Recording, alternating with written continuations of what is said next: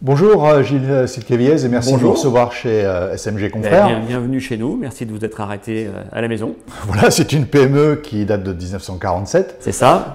Est-ce que vous pouvez déjà nous expliquer votre métier? Parce que SMG, il doit y avoir un côté mécanique général dedans. Alors, à la base, ça se découpe comment, si j'ose dire, si j'ose utiliser ce terme? À la base, SMG signifie Société de mécanique générale. En 1947, la société qui a été créée par Monsieur Confrère s'appelait SMG Confrères. Aujourd'hui, c'est le petit-fils du créateur qui est à la tête de l'entreprise depuis déjà plus de 20 ans, qui pilote notre unité. Ici, on a 3 sociétés. SMG Confrères, la société historique, regroupe uniquement la partie administrative, c'est une vingtaine de personnes. Et puis, contigu au bureau, on a 2 sites de production, 2 sous-traitances industrielles, un qui s'appelle SMG Découpage Emboutissage, qui, comme son nom l'indique, découpe des pièces sur presse, et un autre site qui s'appelle SMG Tôlerie, où là on fait des pièces de tôlerie avec des machines plus flexibles qu'on découvrira tout à l'heure. Au niveau des secteurs industriels, c'est... Alors on est sur des secteurs industriels qui sont moins chassés que les secteurs qu'on connaît très bien en découpage, emboutissage, qui sont en général l'automobile et l'électroménager. On n'est pas du tout sur ces marchés-là.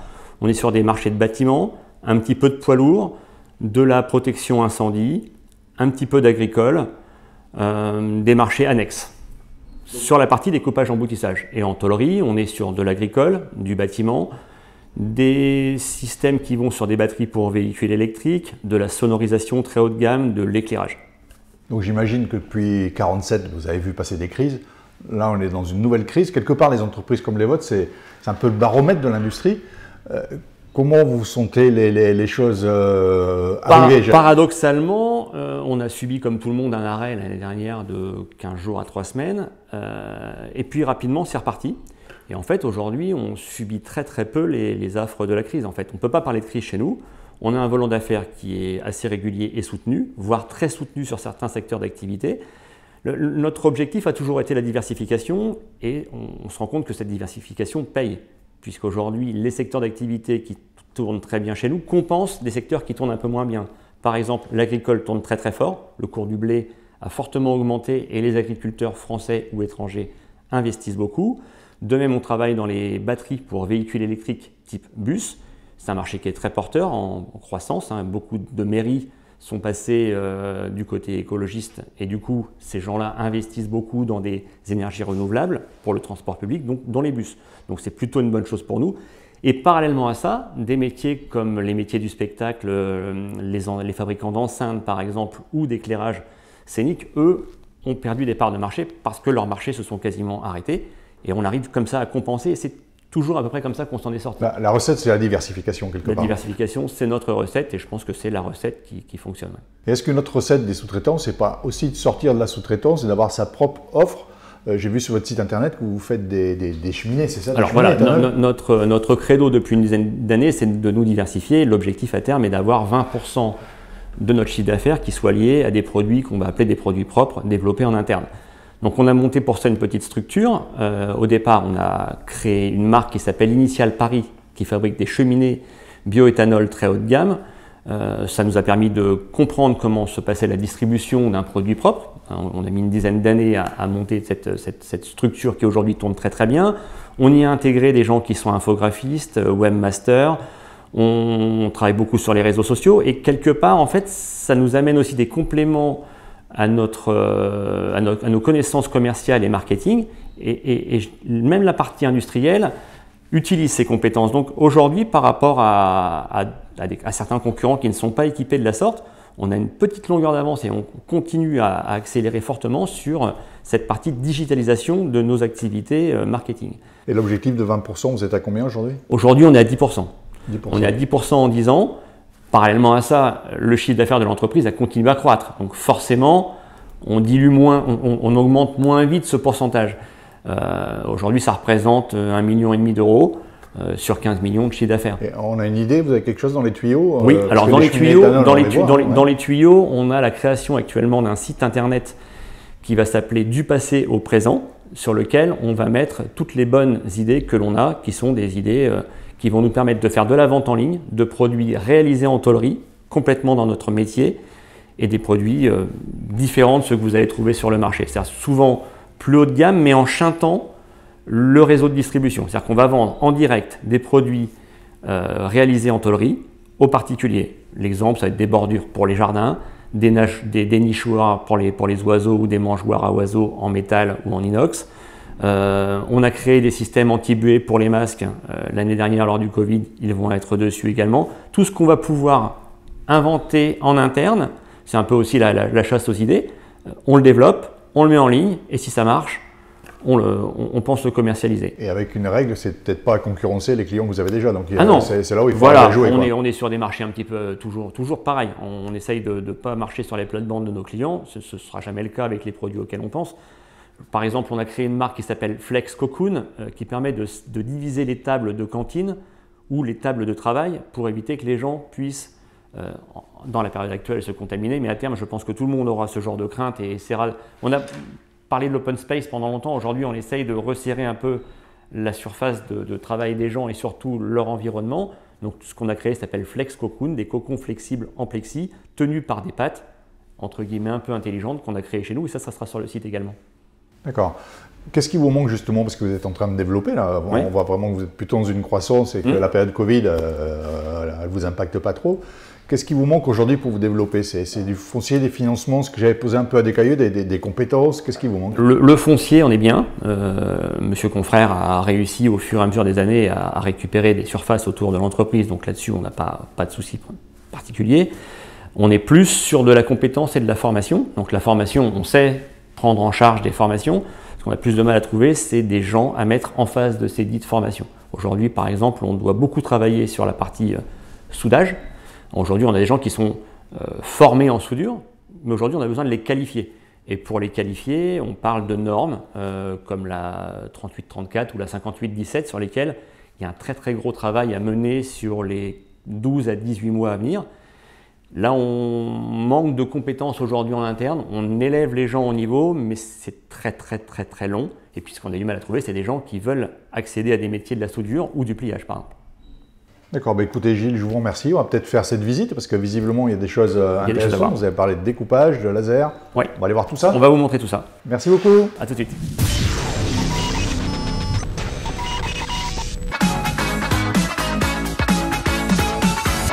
Je vous propose d'aller visiter l'entreprise maintenant. Je vais vous montrer un petit peu notre parc machine. Avant ça, on va s'arrêter au bureau d'études où on va croiser Brice qui va nous montrer sur quoi il bosse actuellement. C'est une dalle que vous retrouverez dans l'atelier plus tard. C'est un produit qu'on fabrique au quotidien. C'est un châssis d'ailleurs, sur lequel notre client final vient fixer des piles, des batteries au lithium. Et ensuite, cet ensemble-là est coiffé d'une pièce qui est également réalisée chez nous. Et ça vient se positionner sur des toits de bus, il y en a 7 ou 8 en fonction de la taille des bus. Vous, votre but du jeu, c'est que vous recevez quand même le plan de l'acheteur, du client, ouais. Et vous devez le redécomposer pour que ça passe sur votre machine. C'est ça. On a reçu sur ces pièces-là, qui est particulière, il y a 3 ans, une esquisse client quasiment. Hein. On a fait évoluer la pièce au fur et à mesure tout d'abord des prototypes, puis des EI, puis des fabrications qu'on a réalisées. Et aujourd'hui, elle est figée. Mais bon, c'est ce qu'on appelle plus du co-développement que du développement. On n'est pas fabricant de batteries pour véhicules électriques et notre client, lui, n'est pas tôlier. Avant, on est une société de sous-traitance, on est une société de services. On loue des services techniques, on loue un parc machine, on loue une expertise. Donc là, on arrive dans le bâtiment SMG découpage emboutissage. La première chose que je voulais vous montrer, c'est la matière première qu'on utilise. En découpage emboutissage, il y a 2 méthodes de fonctionnement. Soit on part de bobines, et ce qu'on appelle de la bobine, c'est ce qu'on trouve devant nous. Ce sont des bobines de tôle, en l'occurrence, là c'est de la tôle galvanisée. Ces tôles sont déjà à largeur, donc c'est un produit qu'on va appeler semi-fini. On approvisionne des bobines dont la largeur est appropriée à la largeur de l'outillage dans laquelle on va réaliser la pièce. Donc là, on est sur un outil qu'on appelle un outil à suivre, un outil dit progressif. Cette fameuse bobine que je vous ai montrée un petit peu plus haut, elle est partie du dévidoir et ensuite elle arrive dans l'outil de presse. Et à chaque coup de presse, on est en train de créer une ébauche de pièces. Plus on a de postes, plus la pièce est compliquée forcément, plus on a de postes. Là, en l'occurrence, on fait des opérations de découpe, de cambrage et également de taraudage intégré dans l'outillage. L'avantage du découpage en emboutissage, c'est le faible coût de la valeur ajoutée. Là, on a un pourcentage de matière qui est de 70-75% et un faible taux de transformation, puisque un coût de transformation qui est faible, puisqu'à chaque coup de presse, on fait tourner une pièce. Et l'outillage, c'est vous qui le développez? Alors nous, on développe ce qu'on appelle la mise en bande, c'est-à-dire toute la logique de découpe à l'intérieur de l'outil est développée en interne. C'est vraiment un savoir-faire très particulier. Une fois qu'on a créé ça, on a sorti ce qu'on appelle la mise en bande. Et cette mise en bande, on l'a confiée à des gens qui sont des experts dans la création de ce genre d'outils. Une fois que l'outil a été développé et essayé chez l'outilleur, il rentre chez nous. Et je vous montrerai ensuite, il est toujours entretenu ici. Il ne sort plus une fois qu'il est rentré chez nous. Donc à chaque fois, là en l'occurrence, on fait l'emballage des pièces. À chaque fois que vous avez une pièce qui tombe, elle tombe dans son carton, elle est emballée en automatique. Quand on parle de presse, on parle de presse de découpage emboutissage, c'est ce qui vient le plus souvent à l'esprit des gens, mais il existe également ce qu'on appelle des presses de reprise qui, elles, ne sont pas équipées de systèmes qui permettent d'amener de la tôle ou de la matière, on va dire, avec un amenage automatique. Mais sur ces fameuses presses, on peut faire d'autres opérations. En l'occurrence, ça, ce sont des tubes d'injection qui vont dans des systèmes de dépoussiérage industriel. Et sur ces tubes-là, on a d'abord fait une première opération qui constitue la réalisation de l'ensemble des trous qui sont sur le tube. Et il y a une autre opération donc de reprise pure qui permet de faire un écrasé en bout de tube. Donc là, nous voilà dans le parc matière, là où côté SMG Tôlerie, on réceptionne de la matière première. Donc cette matière première, c'est à 90% de la tôle, acier, inox, alu, dans une multitude de formats. Donc les formats standards sont 1000, 2000, 1250, 2005 et 1500, 3000, mais également dans des formats spécifiques pour limiter la chute. On travaille également avec des formats spécifiques. Donc on a une multitude de nuances qu'on a été obligé d'identifier au fur et à mesure des années. Il y a une dizaine d'années, on devait avoir, allez, on va dire 10 ou 15 nuances. Aujourd'hui, on est sur 70 nuances. Alors quand on parle de découpe en tôlerie, il y a aujourd'hui deux moyens de découper la tôle. Le premier moyen, c'est le poinçonnage commande numérique. Alors, le poinçonnage commande numérique, ça consiste à déplacer une tôle sous un barillet où on trouve une multitude d'outils qui vont pouvoir faire des trous, découper des contours de pièces par ce qu'on appelle le grignotage. Alors, on grignote d'abord tous les trous qui sont à réaliser dans la tôle et puis ensuite on contourne le contour des pièces avec des outils qui vont être carrés, ronds, des formes blondes ou des formes droites.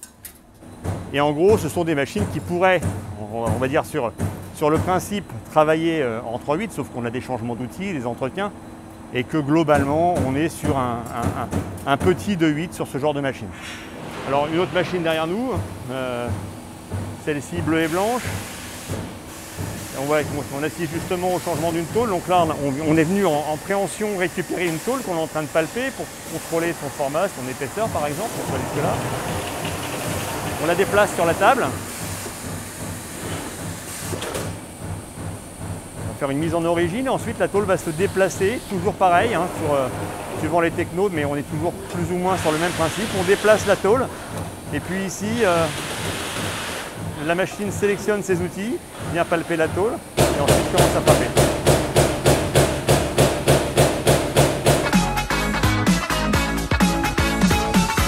Le deuxième type de machine utilisée chez nous, ce sont les machines de découpe laser. Donc là, on est devant une découpe laser qui fait 6 kW avec une technologie qu'on appelle fibre. Ce sont les dernières technologies de découpe.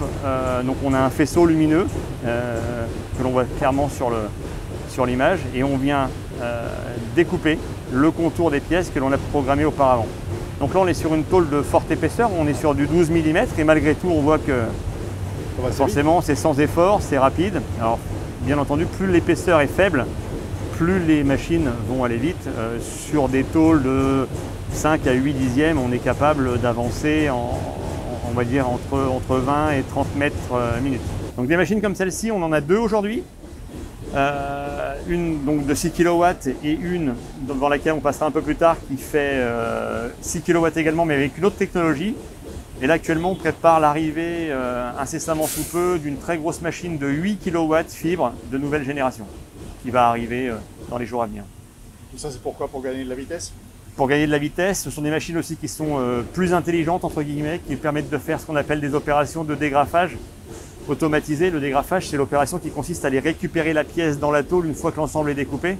Aujourd'hui, il n'existe pas de système de bras robotisé pour récupérer ces pièces, donc on a encore des opérations manuelles. Et l'objectif de l'entreprise dans les mois et les années à venir, c'est de robotiser un maximum de choses. Ce sont des choses qui sont généralement pénibles à réaliser, qui ne nécessitent pas de compétences particulières, mais qui sont des opérations pénibles et fastidieuses. Et ça, ces opérations-là, on essaie de les limiter. Donc on a vu qu'on avait découpé des ébauches, ce qu'on appelle des ébauches, soit par poinçonnage commande numérique, soit au laser. Et ensuite, on arrive aux opérations de pliage. Donc le pliage, chez nous, c'est un parc d'environ 15 machines numériques pour la plupart, dont certaines de toute nouvelle génération avec des changements d'outils automatiques. C'est vraiment des machines intéressantes sur lesquelles on a un magasin qui intègre les poinçons et les matrices nécessaires à la fabrication de certains types de pièces, bien entendu. Et la machine est très flexible, c'est-à-dire que là, je viens d'arriver, j'interromps un collègue qui était en train de faire une autre série, et puis par exemple, j'ai un prototype à faire, ou j'ai une petite série à passer pendant une très grosse série. Généralement, un temps de changement d'outil, c'est 20 à 25 minutes. Là, avec cette machine-là, en 3 minutes, on a changé complètement la configuration de la machine, et on peut partir sur une autre série. Donc là, vous allez voir que la machine fait son œuvre, on va voir arriver doucement les outils. Le magasin vient de ranger les anciens outils et commence à nous amener à disposition des matrices et des poinçons qui vont permettre de passer à une autre série. Et ce qui aurait dû prendre avant entre 20 et 30 minutes, on va dire, avec les opérations de manutention, les calages et les réglages, aujourd'hui va prendre 3 à 4 minutes maximum.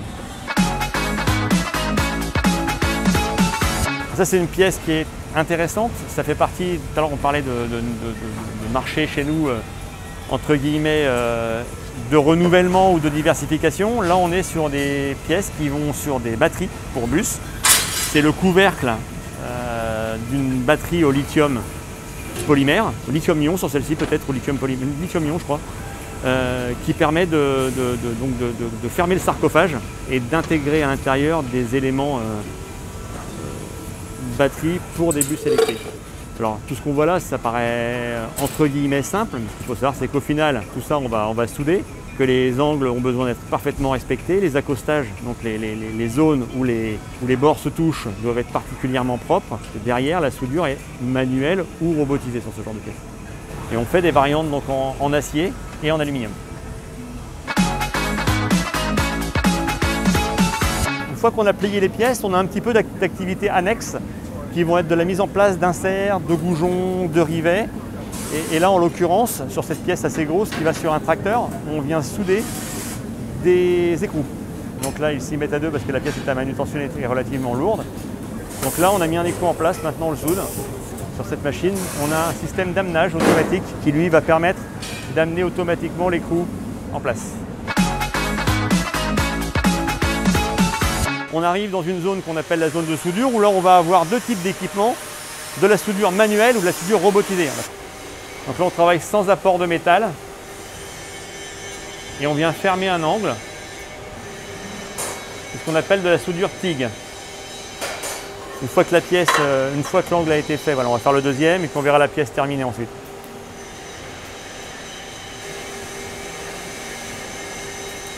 Donc là, l'angle a été soudé, il est parfaitement propre. L'avantage de cette soudure, c'est également une soudure qui permet d'avoir de l'aspect. Ce n'est pas une grande soudure en termes de tenue mécanique, mais c'est une soudure aussi si on avait des étanchéités à garantir, qui est très bien pour garantir des étanchéités. Donc là, on retrouve le fameux bac qu'on a vu au pliage tout à l'heure. Maintenant, il est installé dans un gabarit et on va venir souder les angles de la pièce. Les angles là doivent être par contre parfaitement étanches, ce sont des pièces qui doivent être étanches une fois qu'elles sont terminées. Quand on parle de montage chez nous, on parle de montage entre autres de petits composants qui sont soit des inserts, soit des goujons, soit des tiges filetées qui sont serties. Et ça, c'est une opération manuelle qu'on pourrait difficilement robotiser parce qu'il y a énormément de variantes d'inserts sur la même dalle.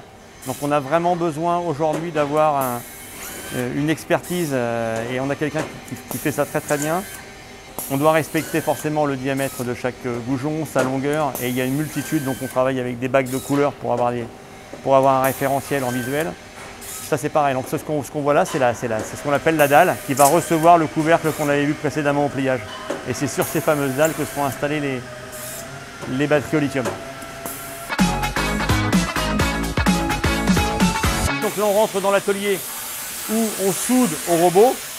Donc la soudure robotisée, c'est avant tout la mise en place d'éléments dans des gabarits. On a un exemple ici de gabarit.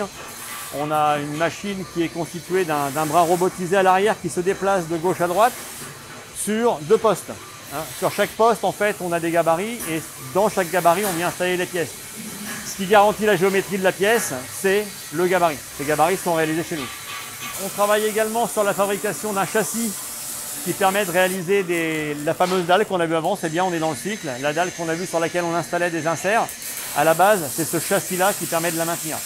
Là, on a de grosses contraintes mécaniques, des contraintes de planéité. C'est une pièce qui a nécessité entre 2 et 3 ans de mise au point pour arriver vraiment à être aujourd'hui au plan client et à tout respecter. Il a fallu quasiment 3 ans. Alors une fois que les pièces ont été réalisées, bien entendu, à chaque étape, on a des opérations de contrôle, réglage, contrôle, interopération, contrôle pendant la production. Et une fois que tout ça a été réalisé, les pièces sont ou prêtes à partir chez nos clients, ou prêtes à partir au niveau des activités de traitement de surface, par exemple, qui vont être le zingage, la galvanisation ou la cataphorèse. Avant ça, on a des opérations de contrôle qui vont être réalisées soit dans l'atelier, soit directement dans le laboratoire, où là, on va pouvoir, grâce à un bras 3D, vérifier l'ensemble des cotes du plan, les recouper, donc vérifier la pièce et recouper ces cotes. On va reprendre la géométrie de la pièce en utilisant le bras et le scan peut-être même, non? On peut scanner la pièce ou prendre des points. Et ces fameux points, ensuite, vont être injectés dans un logiciel et recoupés avec les codes du plan client. On utilise le step du client et au final, on obtient, que tu vas nous montrer là, voilà. Voilà, on va sortir un écart type et un rapport de contrôle. Une fois que les pièces sont arrivées de droite et de gauche des ateliers, donc elles arrivent dans une zone un peu tampon, on a checké au moins une pièce du bac. En fonction de la criticité de la pièce, on a des fréquentiels et des minimums de pièces à contrôler. Ce bac-là a été contrôlé, il est conforme, il peut partir. Donc là, c'est une indication toute bête qui permet de savoir que le dernier contrôle a été réalisé avant que la pièce ne quitte cette zone. Donc là, on arrive dans le bâtiment dédié à la finition des pièces. Donc le traitement de surface qu'on intègre chez SMG, c'est ce qu'on appelle le poudrage électrostatique, le thermolaquage. Parfois, on entend parler de peinture époxy ou polyester. Donc là, c'est ce qu'on va faire chez nous. On va travailler par poudrage électrostatique. On va suspendre des pièces sur une chaîne et ces pièces vont subir d'abord un traitement de surface qui va être le dégraissage, suivi de plusieurs rinçages, dégraissages successifs. Et à la fin, on fait aussi une passivation avec un produit particulier qui va permettre d'augmenter la durée de vie de la pièce dans le temps, de limiter l'apparition de la rouille. Là, on est sur une chaîne où on garantit à nos clients une tenue qu'on appelle la tenue BS, minimum à 500 heures avec des poudres classiques. Après, on peut travailler en bicouche et auquel cas, on va à minima multiplier par 2 la tenue. Puis on peut travailler aussi avec des poudres très techniques qui, elles, vont encore augmenter le grade. Donc les pièces ont été accrochées, elles sortiront peintes dans 3 heures. Avant ça, elles vont passer donc par la zone de traitement. On va aller la voir là-bas. Donc là, on est sur un exemple de pièce où il y avait des taraudages, par exemple. Alors forcément, si on peint avec de la poudre une pièce sans mettre d'épargne sur les taraudages, quand on va ressortir la pièce, on aura pris dans chaque trou taraudé 80 microns par face. Donc on aura perdu 1,5 mm à l'intérieur. Donc forcément, on vient épargner les zones qui doivent l'être. Là, on est sur un brouillard qui va permettre par aspersion donc, de travailler sur le dégraissage, le rinçage successif et puis en dernière opération, tout au bout du tunnel, on aura l'opération de passivation. Donc là, on arrive dans la zone de peinture où on va peindre les pièces ou en manuel. Là, on est sur une pièce où on a des zones qui doivent être attaquées manuellement parce qu'elles sont un petit peu cachées. Et on a parfois ce qu'on appelle un phénomène de cage de Faraday, c'est-à-dire que la poudre va moins bien se déposer parce que en poudrage électrostatique, on va travailler sur la polarité. La poudre et la pièce ont des polarités inversées et donc ça tire. Ce phénomène-là fonctionne très bien sur des surfaces planes, mais dès qu'on a un petit peu de zone cachée, on appelle ça une cage de Faraday, on a une attirance qui est nettement plus faible. Donc il faut accentuer la charge et c'est ce qu'on fait manuellement à l'entrée. Même si à l'intérieur, ce sont des bras robotisés qui, eux, vont faire le boulot et qui vont permettre au rideau de pièces d'être parfaitement peint pendant la phase de peinture automatisée. C'est une cabine à changement de teinte rapide avec très peu de perte de poudre. On doit être en gros à 95% de recyclage sur la poudre et le changement de teinte rapide, ça veut dire qu'entre du noir qu'on va faire maintenant et du blanc qui pourrait passer, il va se passer 5 à 8 minutes maximum avec purge intégrale de tous les pistolets, de tous les tuyaux. Donc là on va faire cuire les pièces. La cuisson c'est, on va dire en moyenne, en ordre général bien entendu ça fluctue un petit peu en fonction des épaisseurs de pièces, de matière, parce que forcément plus c'est épais, plus il faut les laisser longtemps. On va dire qu'en moyenne la ligne avance à 3 mètres minutes et que pour faire le tour, il faut environ une demi-heure entre le moment où les pièces rentrent. Donc en gros là on a une bonne image en plus, hein. On a des pièces qui sont mates, qui viennent d'être poudrées et celles qui sortent sont des références différentes mais réalisées avec la même poudre. On se rend bien compte qu'entre deux il s'est passé quelque chose. Donc là on arrive dans la zone de montage dans laquelle on va pouvoir parachever en montage certaines pièces clients. Donc on a des clients qui nous demandent d'aller un peu plus loin que la simple pièce découpée, pliée, soudée, peint et d'y intégrer des composants. Alors c'est tout type de composants, on va être sur des autocollants, on va être sur de la visserie, sur des patins comme c'est le cas ici, des roulettes.